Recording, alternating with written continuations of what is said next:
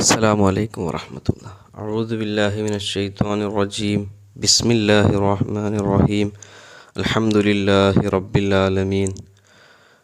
الصلاة والسلام على سيدنا محمد وعلى آله وصحبه أجمعين. أما بعد. കടം കൊണ്ട് ബുദ്ധിമുട്ടുന്ന ആളുകളാണോ നിങ്ങൾ? എങ്കിൽ നിങ്ങൾക്കുള്ള ഒരു പ്രതിവിധിയാണ് ഇന്ന് പറയുന്നത്. എത്ര വലിയ കടം നിങ്ങൾക്കുണ്ടെങ്കിലും ഇൻഷാ അള്ളാഹ് അത് വളരെ എളുപ്പത്തിൽ അല്ലാഹു തആല നമുക്ക് വീട്ടാനുള്ള വഴികൾ തുറന്നു തരും. ഒരുപാട് പണം കടമായിട്ട് വീട് ജപ്തി ചെയ്യാൻ നിൽക്കുകയാണ്. അതല്ലെങ്കിൽ ഓപ്പറേഷൻ ചെയ്യാൻ പണമില്ല, ചികിത്സിക്കാൻ പണമില്ല, അല്ലെങ്കിൽ ചികിത്സയ്ക്ക് വേണ്ടി പണം വാങ്ങി, ഇങ്ങനെ വലിയ കടം വന്ന് സങ്കടപ്പെട്ട് പ്രയാസപ്പെട്ട് ഞെരുക്കം വന്ന് ജീവിക്കുന്ന ഒരാളാണോ നിങ്ങൾ? എങ്കിൽ ഈ ഒരു സൂറത്തിനെ ദിവസവും 7 തവണ നിങ്ങൾ പതിവാക്കി കഴിഞ്ഞാൽ ഇൻഷാ അള്ളാഹ് നിങ്ങളുടെ കടം എത്ര തന്നെയാണെങ്കിലും അത് വീട്ടാനുള്ള വഴികൾ അല്ലാഹു തആല എളുപ്പമാക്കി തരും. എന്താണ് അതിനുള്ള എളുപ്പവഴി? എന്താണ് ചെയ്യേണ്ടത് എന്ന് പലരും ചോദിക്കാറുണ്ട്.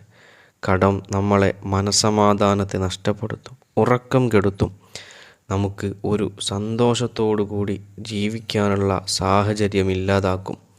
ഇങ്ങനെ കടം വന്ന് സന്തോഷവും ഇല്ലാതെ സങ്കടപ്പെട്ട് ദുഃഖിച്ച് മനപ്രയാസത്തോടു കൂടി കഴിയുന്ന ആളുകളാണ് നിങ്ങളെങ്കിൽ പരിശുദ്ധമായ ഖുർആനിലെ സൂറത്തു ആലു ഇമ്രാൻ എന്ന് പറയുന്ന സൂറത്ത് 7 തവണ ദിവസവും ചെല്ലുക.